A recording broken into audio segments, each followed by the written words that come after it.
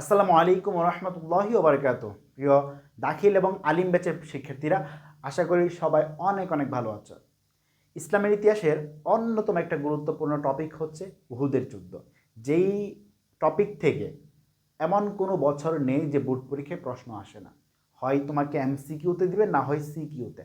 একটা না একটা জায়গায় অবশ্যই অবশ্যই এই টপিক থেকে প্রশ্ন আসবে। সো এই গুরুত্বপূর্ণ টপিক সম্পর্কে চলো দেখে নেওয়া যাক আমাদের এখানে বোর্ডে কী আছে এবং আমি কি বলি সেই স্পিচগুলা ভালোভাবে রপ্ত করো। আর যাদের খাতা আছে অবশ্যই নোট করে রাখবা। যারা নতুন করে আমাদের এই ভিডিওটি দেখতেছো অবশ্যই আমাদেরকে ফলো দিয়ে রাখবা, যাতে পরবর্তী ভিডিও তোমরা আমাদের এখান থেকে পেতে পারো। আচ্ছা, উহুদের যুদ্ধ। উহুদ শব্দের অর্থ হচ্ছে কি? একক বা স্বতন্ত্র।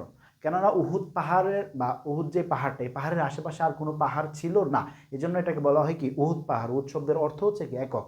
আর ওই জায়গায় যুদ্ধ হওয়ার কারণে এই যুদ্ধের নামকরণ করা হয়েছে উহুদের যুদ্ধ। আমরা পূর্ববর্তী ভিডিওতে দেখেছিলাম বদরের যুদ্ধের বেশ কিছু কারণ ছিল। তো সিমিলারলি উহুদ যুদ্ধেরও বেশ কিছু কারণ আছে। মোটা দাগে যদি বলতে চাই, বদরের যুদ্ধে কাফেররা পরাজিত হয়েছিল। এই যে পরাজিত হয়েছে, এখন তাদেরকে কী করতে হবে? প্রতিশোধ নিতে হবে। এই প্রতিশোধ পরায়ণ হওয়াটা কি উহুদ যুদ্ধের অন্যতম একটা কারণ।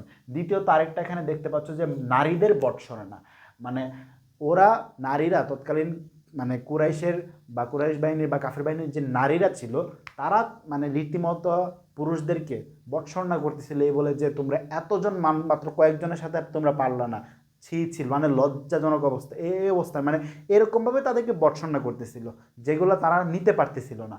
তারপর দেখো ইহুদিদের কুমন্ত্রণা।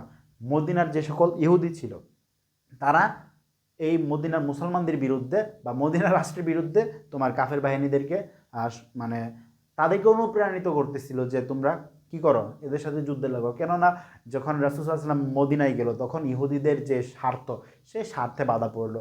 তারা চাইছিল সেখানে কি করবে, রাজত্ব কায়েম করবে, কিন্তু সেটা কখনো হয়ে ওঠে না। তারপর দেখো কবিদের অনুপ্রেরণা। তৎকালীন সময়ে কবিরা কিন্তু অত্যন্ত গুরুত্বপূর্ণ কিছু ভূমিকা রেখেছিল যুদ্ধের ক্ষেত্রে। যেমনটা আমাদের 1971 সালে আমরা যখন কাজী নজরুলের যেই বিদ্রোহী কবিতাগুলো শুনি, আমাদের মধ্যে কিন্তু একটা অনুপ্রেরণা জাগ্রত বা একটা জাতীয়তাবাদের একটা চেতনা জাগৃত হয়। সিমিলারলি তৎকালীন সময় তোমরা সবাই এটা জানো কিনা জানি না, যে আরবদের কবিতাগুলো পৃথিবী বিখ্যাত বা সবচাইতে বেস্ট কবিতা হচ্ছে আরবদের কবিতা। ঠিক আছে?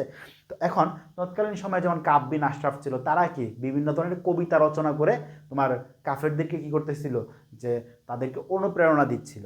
আর ওইদিকে তো মনে করে যে আবু সুফিয়ান টোটালি নিজের উপর প্রতিজ্ঞা করে নিয়েছে যে আমি যদি এইটার প্রতিশোধ নিতে না পারি, তাহলে আমি নারী এবং তেল স্পর্শ করব না। ওইদিকে আবার আবু সুফিয়ানের স্ত্রী হিন্দা, হিন্দার বাবা ছিল তোমার কে, উদ্বাকে বদরের যুদ্ধে নিহত করছে আমাদের বীরকুশির হামজা রাদিয়াল্লাহু তাআলা আনহু। স্ত্রী হিন্দা তো প্রতিজ্ঞা করতেছে যে বীরকুশির হামজার কি করবে, কলিজা ছিঁড়ে নিয়ে আসবে বা কলিজা চিবিয়ে খাবে। এরকমভাবে বেশ কিছু কারণ ছিল এই উহুদ যুদ্ধের। তো এখন আসো উহুদ যুদ্ধের সম্পর্কে কিছু তথ্য আমরা জেনে নিই। এখানে গত ভিডিওর মতো আমরা সিমিলারলি এই জিনিসগুলো রেখেছি এবং আমরা তথ্যগুলো রেখেছি। দেখো এখানে তারিখ তৃতীয় হিজরি। তৃতীয় হিজরি মানে কি? 622-এর সাথে 3 যোগ করো 25। তৃতীয় হিজরি মানে 625 খ্রিস্টাব্দের শাওয়াল মাসে এই যুদ্ধটা হয়েছিল। কোথায় হয়েছিল? মদিনা থেকে মাত্র 3 বা 5 মাইল দূরে উহুদ প্রান্তরে বা উহুদের পাহাড়ের প্রান্তরে। মুসলিম বাহিনী এবং কাফের বাহিনী দুইটা বাহিনীর আলাদা আলাদা কিছু তথ্য এখানে দিয়েছি। সেনাপতি গেছিল রাসূল সাল্লাল্লাহু আলাইহি ওয়াসাল্লাম স্বয়ং নিজে উহুদ যুদ্ধের সেনাপতি ছিল। অপরদিকে যেহেতু আবু জাহেল মারা গেছে বদর যুদ্ধে, পরবর্তীতে আমরা দেখি যে আবু সুফিয়ান কি এই যুদ্ধে সেনাপতি হিসেবে ছিল। কাদের সেনাপতি? কাফেরদের সেনাপতি।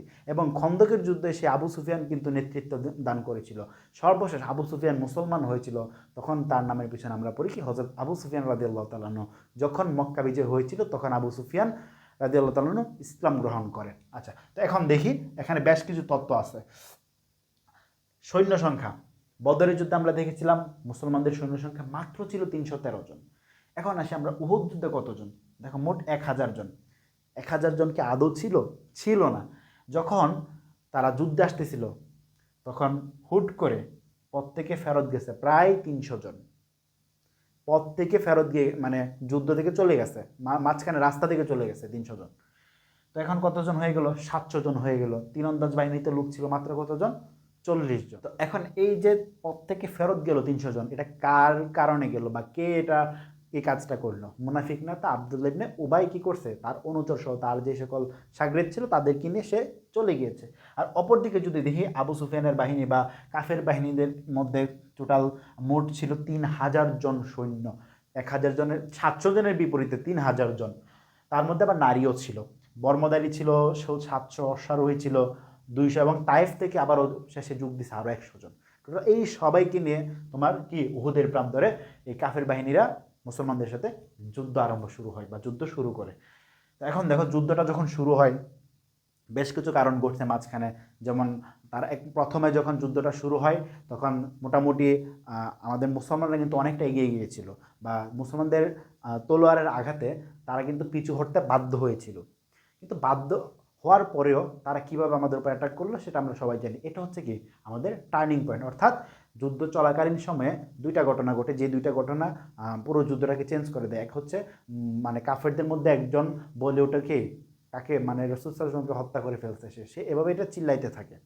সো এই যে একটা গুজব রটাইলো, গুজব রটানোর কারণে কিন্তু মুসলমানরা ভেঙে পড়লো যে আমার রাসূল তো আর নেই। এরকমভাবে মুসলমানরা মর্মাহত হয়ে যায়। এখন এই যে সে বলল, কাফের বললো যে রাসূল সাল্লাল্লাহু আলাইহি ওয়াসাল্লামকে হত্যা করেছে বা তাকে শহীদ করে ফেলছে, এটা আসলে কেন হয়েছিল? এটা হয়েছিল আমরা যদি এখানে দেখি যে হযরত মুসাব রাদিয়াল্লাহু তাআলা আনহু, হযরত মুসাব রাদিয়াল্লাহু তাআলা আনহুর যে চেহারা, ওনার চেহারা আমাদের রাসূল সাল্লাল্লাহু আলাইহি ওয়াসাল্লাম চেহারার কিছুটা সাদৃশ্য ছিল, বা ওনার চেহারাটা রাসূল সাল্লাল্লাহু আলাইহি ওয়াসাল্লাম চেহারার সাথে অনেকটা মিল ছিল, যে কারণে সে এটা বলতেছিল কি, সেটা সুযোগ নিল আর কি, যে রাসূল সাল্লাল্লাহু আলাইহি ওয়াসাল্লামকে সে হত্যা করে ফেলছে। তখন মুসলমানরা কিছুটা কি হয়, ভেঙে পড়ে। আর অপরদিকে আমরা যখন দেখি প্রথমে মানে যখন যুদ্ধ তুমুল পর্যায়ে চলতেছে তখন তোমার মুসলমানদেরকে একটা গিরিপথে অবস্থান করতে বলা হয়েছিল। রাসূল সাল্লাল্লাহু আলাইহি ওয়াসাল্লাম বলেছেন কি, তোমরা এই গিরিপথটা তোমরা পাহারা দাও যে এদিক দিয়ে যেন কোনো আক্রমণ না হয়। যখন দেখলো যে কাফেররা পিছু হটতেছে তখন এই যে গিরিপথে যারা ছিল তারা কি করলো, গনিমতের মাল সংগ্রহ করতে ব্যস্ত হয়ে গেল। এখন তুমি আমাকে প্রশ্ন করতে পারো যে ভাই গনিমতটা কি? এটা কিন্তু অনেক সময় প্রশ্নের মধ্যে আসে। গনিমত শব্দের অর্থ বা গনিমত মানে হচ্ছে কি যুদ্ধলব্ধ সম্পদ, অর্থাৎ যুদ্ধ করে যে সম্পত্তি পাওয়া যায় সেটাকে বলা হচ্ছে হলো গনিমত। অর্থাৎ গনিমতটা নেওয়ার পর এটাকে ভাগ করে যারা যুদ্ধ করেছে তারা এটা কিন্তু ভাগাভাগি করে নিয়ে নিতে পারতো। তো এখন আসলে দেখো ফলাফল 70 জন শহীদ, অর্থাৎ মুসলমানদের মধ্যে বহু অনেক বেশি শহীদ হয়েছিল, প্রায় 70 জন। রাসূল সাল্লাল্লাহু আলাইহি ওয়াসাল্লামের 4টি দাঁত মোবারক কিন্তু এই যুদ্ধে শহীদ হয়। সম্মুখভাগে সামনের 4টা দাঁত মোবারক তিনি হারিয়ে ফেলেন। বীরবল হামজা এবং হযরত মুসাব রাদিয়াল্লাহু তাআলা আনহু এই যুদ্ধে শাহাদাত বরণ করে। এখন যদি কাফের বাহিনীর কথা বলি, তাদের এটা একটা সাময়িক একটা বিজয় ছিল তাদের জন্য। তাদের মাত্র 23 জন নিহত হয়, অর্থাৎ কোনো দলে কি পিছু হটে নাই। তো এই কারণে বলা যাচ্ছে না যে তারাও জয়ী লাভ করছে বা মুসলমানরাও হেরে গিয়েছে, এটা কোনোভাবে বলা যাচ্ছে না। বাট এটা সাময়িক বিজয় তাদেরকে বলতে পারো, কেননা তাদের লোক সংখ্যা কম মারা গিয়েছে এজন্য।